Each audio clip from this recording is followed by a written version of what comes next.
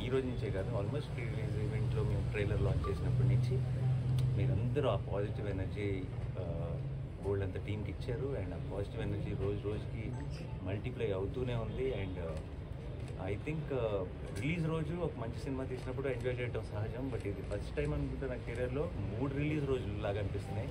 3 రోజుల నుంచి రిలీజ్ సందడి ఉంది. అండ్ ప్రీమియర్ షో వేసిన రోజు నేను పెయిడ్ ప్రీమియర్తో ఈరోజు ఎవ్రీడే ఒక సెలబ్రేషన్ లా ఉంది. అండ్ ఒక సినిమా, ఒక కంటెంట్ రిచ్ ఫిల్మ్, ఒక ఏమాత్రం జిమ్కి లేకుండా ఏమీ లేకుండా రిలీజ్ ముందు జగదీష్ అన్నాడు అసలు రక్తం చుక్క కూడా కనిపించింది కమర్షియల్ సినిమా అని.